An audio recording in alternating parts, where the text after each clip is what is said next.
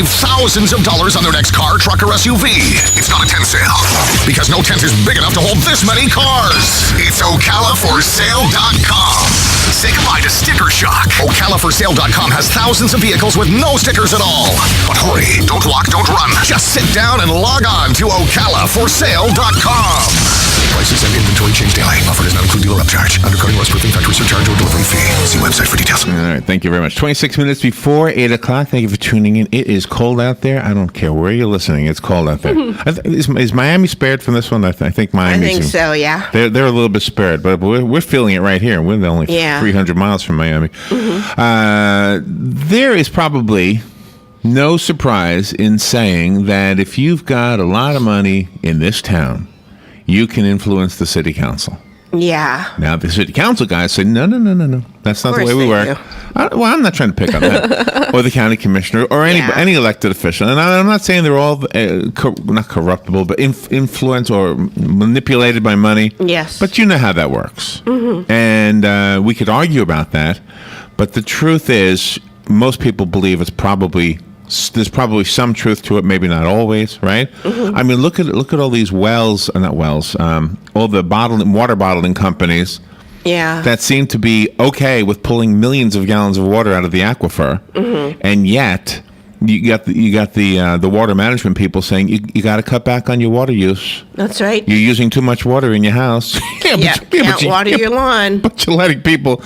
Okay, well, guess what? The Coca-Cola company, which owns some of those water bottling companies, is responsible for that, and there might be a little bit of money slipping hands. I don't know. Yeah. Well, guess what? That's probably not so unusual anywhere anymore, and that's a shame. And that's why when you have somebody who's a watchdog on our behalf who has written about it so well, we should pay attention to what he has written. And he has a great first name. It's Larry. Isn't that wonderful? He's got the best name ever. Thank you for that. Larry Doyle is what I'm talking about. He's written a book. It's really a very well-written book and well-researched. It's called In Bed with Wall Street, The Conspiracy Crippling Our Global Economy. And I don't know if you, just based on that, are going to have any fighting words. I don't know. But I can't imagine you not wanting to at least hear what he has to say. By the way, this guy's got some credentials that'll blow you away. He's a contributor to Bloomberg Businessweek, Forbes, the Daily News in New York, the New York Post, the Wall Street Journal, should I go on? Fox Business, CNBC.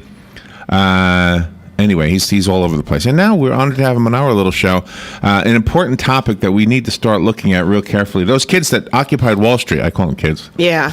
But, I mean, I was having a hard time when we were interviewing some of them, getting them to articulate what they were really angry about, what they really wanted. Oh, yeah. And it was so easy to make fun of what they were doing. But the bottom line is, I think they knew something was up, but they just didn't know how to articulate it. Exactly. It's what I think would happen in that whole thing. I don't know if Larry's going to agree with that, what I just said there, but let's find out from him what the book is about. Larry Doyle, good morning, Larry. Good morning. Thank you very much for having me on. Thank you. And where are you right now? I'm outside of New York City, and it is frigid out there. I think the wind chill is about minus 15. Oh, wow. What's the actual temperature? I think the actual temperature is 3 degrees. Gee. All right. Well, what is it here? Do we know? I think it's like 20 or 30 here or something like that. Yeah, something like that. Very unusual for us to have this kind of cold temperature. But anyway, well, thank you for doing this. Can you comment on my intro? Did I get all of it right, all of it wrong, half and half? How did I do? Harry, I think you got all of it right. The simple fact is our system has serious issues, and really what it boils down to is we've got a serious deficit both in trust and confidence, and those are the cornerstones to our economy. And what lies beneath trust and confidence? We've got a lack of the truth that's permeating our system. And what inhibits the truth? To be honest with you, the flow of money back and forth between Wall Street and Washington has negated real regulation from properly, monitoring the markets. The American public knows this; they feel it, but they don't know the specifics. And you know what? Hopefully, with the release of my book, which comes out today, they will start to learn about specific details, things that have gone on within the regulatory system. The truth might be a little bit daunting, but we need to know the truth, and hopefully, with the release of this book, they'll they'll start to learn. So how do you make statements like this on broadcasting and publishing outlets that are also supported by big business? How do they not jump on you and say, "Oh, get him off of there"? How are they allowing you to do this? Well, very simply, Larry, drilling down and doing my homework. And I mean, when you start to drill down into the documents, and that's what, to me, it was like, okay, if I think this and I feel it, you have to do your homework. And I've done the homework, Yeah. and it's all. I mean, I've got upwards of 150 original documents referenced in the bibliography of the book for people who want to go beyond my interpretation and my narrative. Right. They can drill down into whistleblower actions, investor lawsuits, fraudulent behaviors, misappropriation of funds. Dare I go on? And I think it's a pretty compelling case that I make. So let me kind of try to make a spectrum here of one end of the spectrum versus the other. One end of the spectrum would be us in the radio business or whatever getting a news release that says milk is really good for you, and then is paid for by the Milk Association, right? Yeah. All right. And they give this whole study. So okay, so we can kind of see through that one, and the other one is going to war based on some false premises, and I've never really understood how we know what's false and what's not. I mean, are we literally sometimes sending soldiers to die on behalf of a corporation? You can have serious debate on those on that sort of topic, and on both sides. I don't think anybody would question perhaps the integrity of people on both sides of that debate. But ultimately, again, it comes back to what are the motivations, and a lot of this is follow the money. Follow the money, get the information. When you do that, you can drill down and find out, hey, what's really going on here? Who's benefiting? And who's paying? And that's really the essence of my book. I'm just trying to drill down. And believe me, when I worked on Wall Street, it was head down, try to grow your business, run it in a ethical fashion, grow your franchise, and stay out of just keep your nose clean. Yeah. But what intrigued me was not what happened on Wall Street or why it happened, but how it happened. That was what it was like. Where were the regulators? And once I started looking into it, I started digging into the hole, and then it just became the Grand Canyon. Oh, wow. So what was the biggest violation that you discovered? Maybe the word violation is the wrong word, but... Well, I mean, I hate to say that they're almost too numerous to mention. Uh-huh. I would say within a merger, within the regulatory realm, lying within the proxy statement that was used for that merger. I mean, that's a clear violation. And in the process of doing that, it's certainly what appeared to be the misappropriation of somewhere between $175 and $380 million. That was a case that was appealed all the way to the U.S. Supreme Court, and regrettably, in early 2012, the U.S. Supreme Court chose not to hear it. And it's all about the money usually, because even on a local level, even in our community, the county and the city, there was one project going on, and they were making road improvements and things, and the people were thinking it was for the beautification and for improving on the landfills and the garbage collection sites when. And that took place over like 2 years, and then all of a sudden, after 2 years, they said, no, there's this big company coming in that's going to do horticulture. Well, that company never came in. The people weren't told right away that this is what their tax dollars are being spent for, and it made the taxpayer feel stupid. Well, it is all about the money. There's huge sums of money that are both being, made and lost. But beyond that, though, it's this question of confidence in true investor protection. If investors feel that their capital is not being protected, what will they do? They choose not to play. They choose not to invest. And this is what's going on in our economy right now. You don't have enough capital formation and enough velocity in the money supply. And this is why our economy is, despite what some people might say, we're just kind of struggling along. And so this is, I was tremendously motivated in writing the book. Yeah. I'm humbled by the reviews that it's received. And it does, honestly, it doesn't matter if you are the furthest point right on the political spectrum or the furthest point left on the political spectrum. This is an apolitical book. We are all impacted by it. Yeah, and there are some household names as a result of the problems in Wall Street. Madoff is one. Mm-hmm. We had a Dean. What was the one that here that collapsed? Taylor Bean Whitaker. Taylor Bean Whitaker. Oh, sure. Was here, and so that's all part of this, isn't it?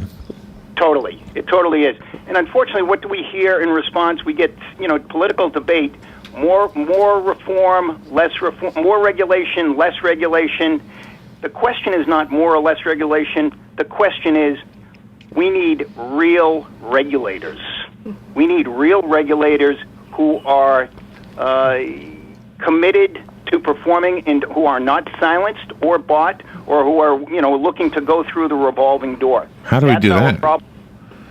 Yeah, I mean, how do we do that? If those regulators work for us as taxpayers, in other words, they're with the government, how do we prevent them from being corrupted or corruptible? Oh, yeah.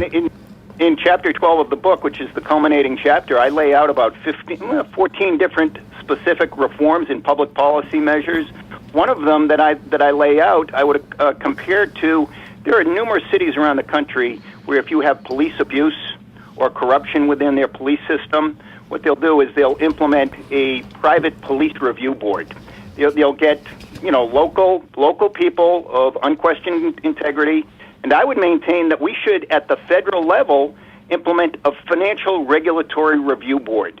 People that would sit between the SEC and Congress. Because the problem is Congress is a combination of both bought, but also they just don't know. Honestly, they really don't know. I think that's true too, yeah. Some of the specifics of the financial regulatory system. So I would maintain we need a financial regulatory review board I lay out the names of about a dozen individuals, real leaders, real statesmen who can, both keep the regulators accountable and also keep Congress aware. Yeah. And you had mentioned whistleblowers earlier. What is your opinion about Edward Snowden?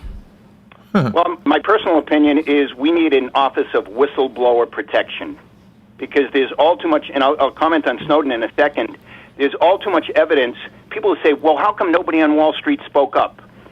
There were people on Wall Street speaking up, and what happened to them? They were ignored, intimidated, or fired. Oh. So gee. how do we protect whistleblowers? We need an Office of Whistleblower Protection, again, staffed by people who, unquestioned integrity, who will speak, who will bring those cases forward. If we had an office like that, and I think it should serve as a model throughout government, perhaps a fellow like Edward Snowden would feel, I don't need to go public, I'll bring it over here and can get addressed. So Snowden, again, I don't know all the particulars. He was clearly troubled. Has there probably been some damage done by some of his releases? Perhaps. But has there also been a public service? No doubt. Yeah, we concur. And I think this right here, what you're doing, getting on a talk radio show, and you do this all over the country, this is probably one of the best ways also to just simply allow the word to get out. Although, I mean, the next caller could be contesting you. I mean, that's the whole beauty or the scariness, Larry, maybe. Yeah. And that's why I can't thank you enough for having me on, because you know what? These are issues that are we would only make progress on these issues by bringing them into the public arena. Corruption lives in the dark, and it thrives in the dark. How do you get the stench of the corruption out? Transparency is the only disinfectant. And that's why my coming on your show, I'm tremendously grateful. These are topics that need to get into the public arena. And I think when people read the book, and that's what I'm just going to keep telling people, you have to read the book. Yes, I absolutely. Let me give this one away. I have a copy of the book. It's called In Bed with Wall Street. Call me at 622-WOCA if you'd like the book. And that is the WOCA Climate Control Source Hotline. I need to mention the sponsor. The rest of us have to go buy it. Larry Doyle is the author. The book is called In Bed with Wall Street. Do you have a website you want to tell us about? I do. My website, and that's where it all began. At my website, if there weren't a blog, there wouldn't be a book. It is called Sense on Sense, SENSE on CENTS, senseonsense.com. I started writing 5 years ago, never thinking that I would write a book. In late 2011 and early 2012, some people said, you know what, you should seriously think about writing a book. But I've been tracking this story for the last 5 years, and it's all documented. So that's where people can see kind of some of my daily commentaries. All right. It is called Sense on Sense, SENSE on CENTS. Clever title. And let me give this one a good morning. You've got the book. Who's this? Yeah, this is Jim. Hey, Jim, you got it. It'll be waiting for you. Thank you very much. You're welcome. All right. I knew that would go quick. Larry Doyle, thank you so much for being on the air with us today, and stay warm and keep up the good work. You are in that category of people that are really making a difference, and without people who can write the way you write and expose the things that you're an expert on, the rest of us wouldn't have a clue. So, Larry, again, I appreciate having me on, and don't worry, we will continue to press forward here. Yeah, Congress needs to get the book too. So. Yeah. So, well, to that end, I hope hopefully listeners will bring it to their attention of their elected representatives. Thank you, Larry. Okay. Have a great day. Thank you. We'll take a little break and we'll be right back. Hi, I'm Leah Caruso with Strive Rehabilitation, inviting you to join me Thursday at 11 a.m. for Health Matters. Ocala Health and Strive have teamed up to bring you the latest information on good health services available to you right here at home. This vital information will